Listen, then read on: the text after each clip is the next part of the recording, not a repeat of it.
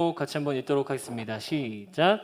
섭섭할 것인가 격려할 것인가. 네, 섭섭할 것인가 격려할 것인가라는 말씀의 제목으로 함께 은혜를 나누도록 하겠습니다. 요즘 공동체의 이제 10주년을 맞이해서 그것에 기념하고 감사하면서 블로그에 각 주제별로 포스팅을 하고 있죠. 제가 공동체를 만나기 전부터 지금까지 역사들을 쭉 보면서 참 감사하고 또 재밌는 시간들을 보내고 있습니다. 우리 수고하고 계신 지체들에게 정말 감사합니다. 특별히 그 중에 이 사진이 저에게는 굉장히 임팩트가 있었습니다. 제가 20대 중반쯤이었던 것 같은데 목장과 함께 나름대로 여행을 계획해서 함께 떠났던 날이에요. 그러면서 청년 목자 시절이 막 쭉 떠오르더라고요. 그때 목장 모임 하면서 목원의 집으로 가보기도 하고 같이 어디 물 좋은 계곡에 가서 같이 나눔도 하고 교제도 하고 또 목장별로 특성도 했었던 것 같아요 그때. 그래서 뭐 좋은 건 없는지 고민도 하고 똘똘 뭉쳐서 같이 무언가를 했던 그런 추억들이 새록새록 떠오릅니다. 그런데요, 저는 당시에 좋은 기억들을 가지고 있지만 과거에 저와 함께했던 동역자들은 참 쉽지 않았을 거라는 생각도 해봅니다. 실제로 한 사례를 하나 알려드릴게요. 실제로 제가 당시에 이제 퇴근을 하고 6시에 딱 마치고 6시 반에 찬양팀 연습을 했는데 그때 수요기도에서 제가 베이스를 쳤었습니다. 다들 저녁을 안 먹고 오잖아요. 시간이 없으니까. 그런데 우리 착한 지체들이 초콜릿이랑 뭐 초코바, 쌍화탕 이런 거 에너지바 같은 거 사가지고 제자리에다가 딱 올려놓는 거예요. 제자리에만. 그 이유가 저는 이제 처음에는 이 쟤들이 참 귀하다. 귀한 건 맞는데 저한테만 주니까 참 감사했어요. 근데 알고 보니까 배고프면 더 예민해질까 봐 저한테 예, 그런 선물을 준 거였습니다. 제가 얼마나 예민하고 까탈스러웠는지 알 수 있는 대목이죠. 어쨌든 참 고맙고 감사한 동역자들입니다. 그 소중한 동역자들이 있었기 때문에 지금까지 어쩌면 올 수 있었던 것 같습니다. 여러분에게도 지금 생각나는 동역자들이 있으신가요? 오늘 사도 바울이 이 빌립보에게 보내는 서신에 등장하는 에바브로디도, 이 사람이 바울에게는 그런 소중한 동역자였던 것 같습니다. 에바브로디도를 향하여 25절에 이렇게 말하죠. 함께 한번 읽어볼까요? 시작. 그러나 에바브로디도를 너희에게 보내는 것이 필요한 줄로 생각하노니 그는 나의 형제요 함께 군사된 자요 너희 사자로 내가 쓸 것을 돕는 자라. 네, 에바브로디도를 향해서 나의 형제이고 함께 군사된 자라고 이야기합니다. 그가 얼마나 신뢰하고 마음을 나누었던 사람인지 알 수 있는 대목이죠. 같은 목표를 가지고 한 마음을 품고 나아가는 동역자라고 생각하고 있었다는 것을 알 수 있습니다. 그 소중한 동역자를 향하여 마음을 표현하고 있습니다. 나의 형제야, 함께 군사된 자야, 나를 도와주는 사람이야. 사도 바울이 쓴 서신서들을 보면요, 특징적인 것이 있습니다. 바로 그와 함께하는 동역자들을 향하여 칭찬하고 세워준다는 것입니다.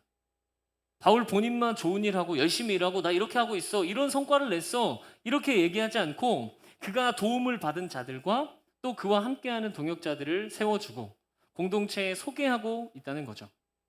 사실 이 에바브로디도는 빌립보서의 딱 2장, 4장에 한 번씩 등장하고 성경에서 더 이상 등장하지 않는 사람입니다. 바울이 이 서신에서 언급하지 않았다면 우리는 이름을 들어볼 수도 없는 사람인데 2000년이 지난 지금에도 그 이름이 성경을 통해 전해져 오고 있죠. 바울이 왜 에바브로디도를 언급하며 소개했을까요? 29절 같이 한번 읽어보겠습니다. 시작. 이러므로 너희가 주 안에서 모든 기쁨으로 그를 영접하고 또 이와 같은 자들을 존귀히 여기라. 아멘. 이러므로라고 시작하면서 에바브로디도를 모든 기쁨으로 영접하고 존귀히 여기라고 말합니다. 바울은 그의 동역자가 공동체에서 소중한 사람으로 여겨지길 바라는 그런 마음으로 에바브로디도를 칭찬하고 그를 공동체에 소개하고 있습니다. 이 지점이 바로 사람을 세우는 지점이죠. 여러분, 이제 날씨도 쌀쌀해지고 연말이 이제 다가오고 있습니다. 한 해를 정리하면서 함께 동역했던 동역자들을 한번 떠올려 볼까요? 저에게는 뭐 팀원 분들, 뭐 유아유치교회 쌤들, 그리고 또 아이들, 목자님들, 뭐 덜도 운동 함께 작정하신 분들, 또 언제나 기도로 헌신으로 마음 모아주시는 우리 더세운 모든 지체들이 참 올 한해도 함께해서 힘이 되고 마음 든든했다 이런 생각을 해보게 돼요. 여러분은 어떠십니까? 여러분에게 생각나는 그 지체에게 우리의 마음을 한번 나누면서 표현해 보면 어떨까 싶습니다. 무명의 사람으로 사라져갈 법했던 그 에바 브로디도가 공동체에 소개되고 지금 우리가 본문을 통해서 보게 되는 것처럼 한 지체가 사역에 힘을 얻고 공동체와 마음을 함께하고 마음을 쏟을 수 있는 귀한 통로가 될 것입니다. 얼마 전에 제가 밤에 사무실에 이제 남아가지고 신대원 수업을 듣고 있었습니다. 자꾸 왜 밤에 늦게 가냐고 막 그러시는데 저도 모르게 그날 한숨을 푹 쉬게 되는 거예요. 속으로 야 정찬영 진짜 너 기도할 때다. 뭔 이렇게 갑자기 한숨을 쉬냐 하는 생각이 싹 스쳐 지나가면서 좀 피곤했던 것 같아요. 그런데 새삼스럽게 계속 붙어 있었는데 모니터 안에 있는 쪽지가 눈에 들어오는 거예요. 이 쪽지입니다. 그런데 순간 얼마나 힘이 되고 감사한지 그래 나는 진짜 혼자가 아니었지 하면서 번쩍 정신이 들고 엄청 감사한 거예요. 그리 길지 않은 이 쪽지가 그 순간에 저를 지탱해주는 귀한 도구가 되었습니다. 마음을 표현하는 이 작은 움직임이 어떤 한 사람에게는 힘이 되고 내가 혼자가 아니라 공동체와 함께하고 있다는 사실을 다시 한번 기억할 수 있게 한다는 것이죠. 여러분, 우리가 고마운 마음을 표현하고 칭찬하는 모습들은 그 한 사람의 일상을 세워주는 따뜻한 힘이 있음을 기억하셨으면 좋겠습니다. 서로를 세워주고 칭찬하고 우리의 마음 속에 있는 마음들을 표현해보는 귀한 삶의 실천이 있기를 소망합니다. 그래서 누가 삶에 지칠 때, 또 누가 사역에 지칠 때, 누군가 피곤할 때 힘이 되어주고 서로 세워나가는 인생 되시기를 예수님의 이름으로 축복합니다. 계속해서 본문을 보면요. 바울이 에바브로디도의 어떤 면을 공동체에 소개하고 칭찬하고 있는지 볼 수 있습니다. 본문 26절을 함께 읽겠습니다. 시작. 그가 너희 무리를 간절히 사모하고 자기가 병든 것을 너희가 들은 줄을 알고 심히 근심한지라. 네. 먼저 여기서 에바브로디도의 공동체를 향한 마음을 엿볼 수 있죠. 교회의 사자로서 이제 멀리 떨어져 나와 있는 이 상황 속에서도 여전히 교회를 사모했던 마음을 볼 수 있습니다. 어느 정도였냐면 자신이 병든 것을 빌립보 교회가 알고 걱정할까봐 그 마음에 근심했다라고 얘기합니다. 사실 이 상황이 공동체를 원망하거나 자신의 어려움을 이야기하면서 나 좀 알아달라고 얘기할 수 있는 그런 상황 같이 보여요. 당시 상황을 한번 알려드릴게요. 당시에 사도 바울이 복음을 전하다가 로마에 갇혀 있었습니다. 그래서 빌립보 교회에서 이 상황을 알고 바울을 위로하기 위해서 또 그에게 필요한 물질을 보내기 위해서 에바브로디도를 보낸 거예요. 그런데 빌립보 교회와 이 로마까지의 이 거리는 굉장히 먼 거리였습니다. 한 1500km 정도 넘는 거리였어요. 그러니까 당시에 40일은 좋게 걸리는 그런 먼 길이었죠. 그 사이에 강도를 만날 수도 있고 뭐 전염병에 걸릴 수도 있습니다. 실제로 그런 일들이 많았다고 해요. 그런데 그 먼 길을 가서 바울에게 전달하고 그의 수발을 든 것이죠. 그러다가 이제 아팠으니까 이렇게 얘기할 수 있잖아요. 교회에서 보낸 이 일로 인해서 내가 병들어 죽게 되었다. 나를 책임져라. 아니면 교회 때문에 내가 이렇게 되었어. 어떻게 이런 일을 나한테 시킬 수도 있냐. 이렇게 원망할 수도 있습니다. 그러나 그는 교회가 이것을 알고 걱정할까봐 되려 근심했다는 겁니다. 이게 성경을 읽으면서 그냥 지나가니까 성경 속 인물이니까 그랬나 보다 싶은데 좀 더 우리 삶에 적용해 보면 정말 기막힌 일입니다. 사실 우리는 내가 아프면 내 아픈 게 보이죠. 내가 힘들면 내 힘든 게 보여요. 내가 바쁘면 내가 바쁜 게 보이는 것이 우리의 연약함이죠. 그런데 어떻게 나로 인해서 걱정하고 염려하는 나에게 포커스가 쏠려 있는 상황에서 다른 이들을 향해 관심을 가지고 걱정할 수 있겠습니까? 지난주 월요일 날 제가 설교 실습 과제가 있어서 교회에서 주석도 있고 또 자료들을 볼 수 있게 해주셔서 교회에서 준비를 했어요. 저희 아내는 6시에 퇴근을 하니까 퇴근하고 이제 전화가 왔습니다. 집에 가보니까 집에 불은 꺼져 있고 또 점심은 그대로 있고 그래서 저한테 뭐 집은 아니네 뭐 점심 안 먹었네? 뭐 몇 가지 물어보더라고요. 궁금하니까 이제 물어볼 수 있잖아요. 근데 제 마음이 약간 불편한 거예요. 예. 바쁜 거 알면 좀 내버려 뒀으면 좋겠다 하는 그런 마음. 예, 너무 부끄럽습니다. 근데 이게 끝이 아닙니다. 제가 그래서 밥 나중에 먹을게. 그러고는 설교를 준비하고 있었는데 한 8시쯤 다시 전화가 왔어요. 그래서 지코파 사서 그 치킨 사서 오겠다고 같이 먹자고 하는 거예요. 임신한 사람이. 그래서 친히 오겠답니다. 그래서 고맙다고 했어요. 이제 옛들의 세팅을 딱 하고 같이 저녁을 먹었습니다. 한 입 딱 넣었는데 이게 매운 거예요. 저는 항상 순한 맛을 먹어왔는데 지금까지 우리는 순한 맛을 먹어왔는데 오늘은 보통 맛을 사온 거예요. 여러분 정말 부끄럽지만 순간 서운하더라고요. 아, 이게 사람이 순간 서운하니까 받은 은혜가 생각이 안 나요. 저에 대한 관심과 사랑으로 또 안부를 물어주고 또 밥 못 먹을까 봐 직접 사가지고 온 거잖아요. 근데 밥 같이 먹자고 하는데 보통만 시켰다고 서운해해요, 제가. 저는 순간 불만스러웠던 거죠. 상대방한테 이미 받은 고마운 것들은 있고 또 상대방의 어려움은 있고 나를 생각해주지 않았다는 이유로 서운해했습니다. 내가 원하는 대로 해주지 않아서 불편했던 거죠. 여러분은 어떠세요? 우리가 맺고 있는 다양한 관계들을 향하여 타인의 아픔이 보이십니까? 아니면 나의 아픔과 나의 서운함이 보이십니까? 남에게 나의 아픔을 봐달라고 내가 이만큼 아프다고 섭섭하다고 얘기는 하는데 나는 정작 상대의 아픔을 봐주고 있는지, 다른 사람을 향하여서는 무심하게 그 사람 괜찮아 보이던데? 하고 말지는 않았는지, 이것들을 우리 주님 앞에서 돌아볼 때 참 부끄러움을 느끼게 됩니다. 존 스토트는 그의 책 제자도에서 죄의 속성은 자기 중심성이라고 말합니다. 그리고 팀 켈러는 이 자기 중심성에 대해서 그의 책 결혼을 말하다에서 이렇게 말합니다. 제가 한번 읽겠습니다. 자기 중심성은 상대방의 이기적인 면모에 대해서는 예민하게 반응하고 불쾌해하며 억울해하고 낙담하지만 자신도 똑같은 성질을 가졌다는 점은 보지 못하게 만드는 특성을 가지고 있다. 그러니 관계에는 발전이 없고 늘 자기 연민과 분노, 절망의 구렁텅이로 끌려들 수밖에 없는 것이다. 간단히 말해서 상대의 자기중심성을 자신의 자기중심성으로 받아치는 것이다.